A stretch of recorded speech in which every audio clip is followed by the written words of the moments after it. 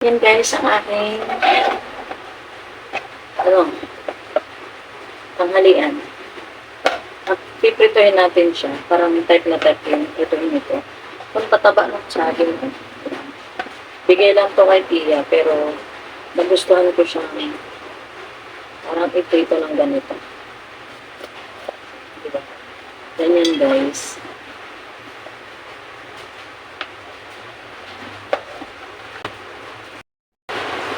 Guys, medyo madami na siya. Ayan. Ito pa lang ngayon. Pero baka umuwi si Tia. Ayan. Tataba o. Parang ako lang. Ayan. Talagang ano na siya, ready na siyang pikain. Ready na siyang i-harvest sa puno. Kasi yung una naming saging na po, nanigas lang sa rep.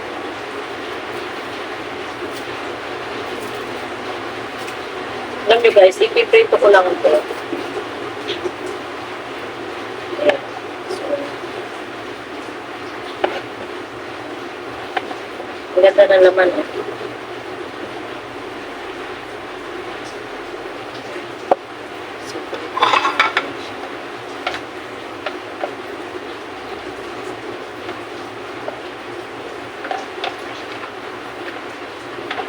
Diyan guys, meron ako ditong pinapalambot na yellow na sobrang tipas. Ito na ipiprito natin guys, ang ating tanghalian. At siya nga pala guys, maulan ngayon.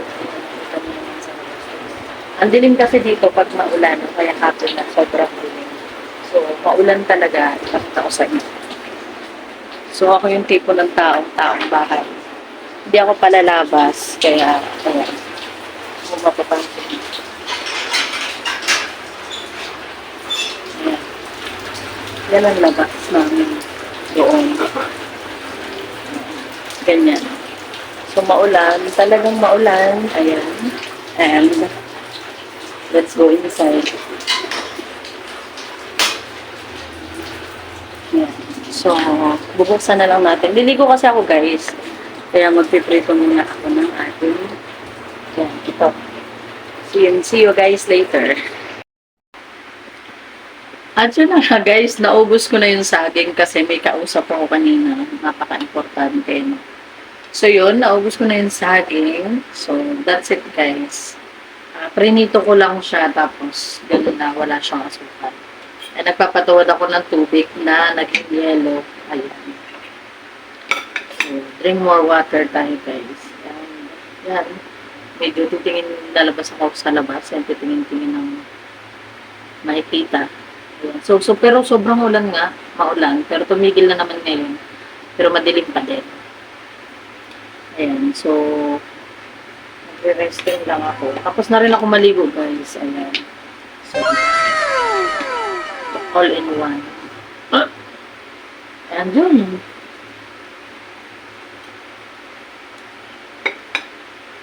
Nakatakad tayo ako. Resting for a while. Diyan! Yun ang aking first meal for the day. Banana. Para siyang banana cake pero wala naman siyang tamis. Ayan. So, just parang binaa ko lang yung saging para madali siyang mas maluto. Kasi kapag buo, matagal. And tapos ganun, pag buo, mas maraming mantika kailangan mo. Pagka inipisan mo lang siya, kunti lang yung mantika magagamit mo. And then, hindi siya masyadong kapasok kasi hindi siya hindi. Pero okay na rin. Masarap yung saging na gano'n. I'm just worried lang kasi may metabolism is napakahina na. Hindi na talaga natutunaw masyado yung saging sa akin. So, see you guys later. Lalabas tayo ulit mamaya. Yun guys, tapos na akong magkuha ng lab test dito sa Binyan's Doctor. So, magwe-wait lang ako ng tricycle na sinakyan ko kanina. Kasi maulan guys. Ayan, sobrang ulan. And, babalik na tayo sa Ospin Hospital kung saan nandun yung tiya ko. Ayan guys, sobrang dilim ng panahon. And, iniintay ko lang yung driver na naghatid sa akin dito ng tricycle. Kasi baka nga mahalan pa yung singil sa akin. Kaya si kuya na rin yung magsusundo sa akin. So, done na. Ibabalik ko na yung lab test ng drug. Tapos, babalik na ako ulit dun sa hospital. Ayan. So, bigla ang lab test ng tita ko kasi bigla din siyang nilagnan. And, yun. So, para lang ma-avoid natin yung mga misinformation kung paano yung health niya. Ayan. See you guys. At pabalik na rin ako doon. Nihintay ko lang yung driver ng tricycle. Yun guys. Punta muna tayo sa 7-Eleven kasi nagbilin si Tia. Kanina pa kasi kaming I think 4. Ayan. 3 something pala. Ayan. 3 something kasi yun nga.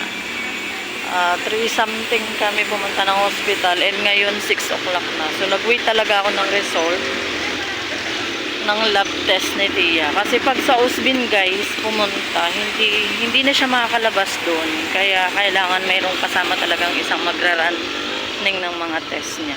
And yun, bibilihan ko muna siya ng tubig kasi gutom na daw siya. Pasok tayo sa 7-Eleven. Ano pa ng tubig? Dito tayo sa 7-Eleven guys. So, pa tayo ng tubig. So, bibili tayo ng tubig guys. Oh, grabe. Nature Spring na lang. Nature Spring na lang guys kasi mura-mura. So, magbabayad lang ako.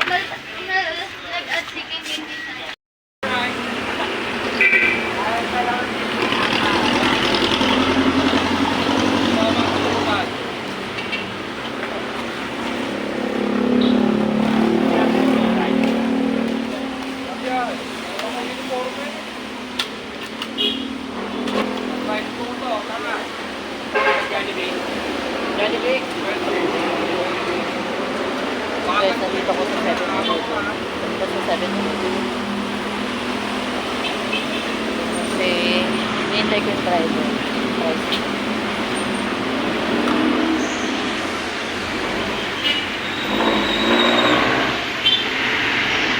Yun guys, wala na, ubos na yung tinda ni Kuya chicken.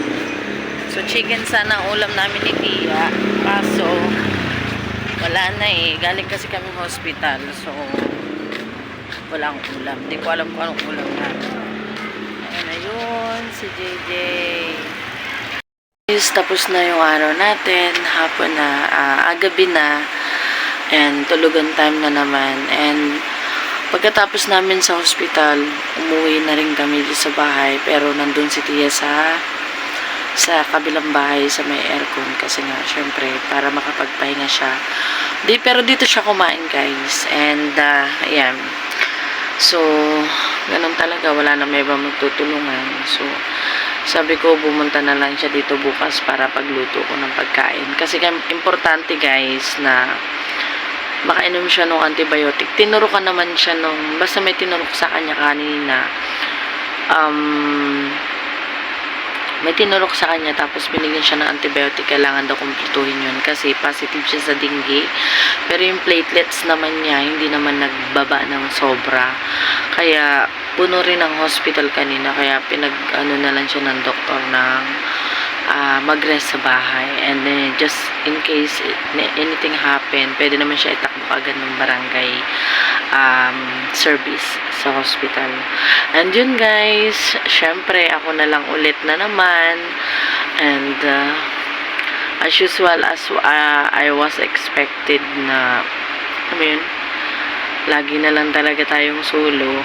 And yun, after nating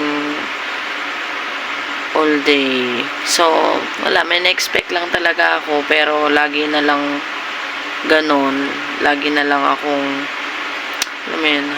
masakit na rin eh, kumbaga guys, nakakasakit na rin ang damdamin, yung parang feeling ka na hindi ka feel na importante sa isang tao lang. Aww.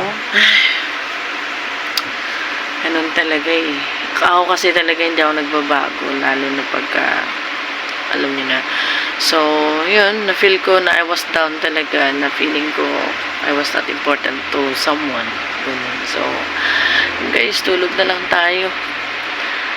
Tutulog na naman tayo, masama yung loob, pero pilitin natin maging masaya kahit paano. Guys, bago tayo matulog, if you're new to my channel, please don't forget to subscribe, to subscribe button, and of course, hit the notification bell beside the subscribe button to be notified every time I upload my video, guys. And guys, please, and guys, sana talaga, one day, ma-reach na rin natin yung mga pangarap ko na, dumami na rin yung mga subscriber natin, manatili yung mga subscriber natin. Ayan, so, sana talaga, ayan, dahil nga syempre ang aking phone ay sira na, guys, laging ang video ay harap lang. Pinagtsatsagaan ko lang talaga kasi ako yung tipo ng tao na hindi nagpapalit. Baka naman. O, diba? May mag-sponsor dyan, char. Ayan, thank you guys and good night everyone. Have a nice day pa din. Ayan.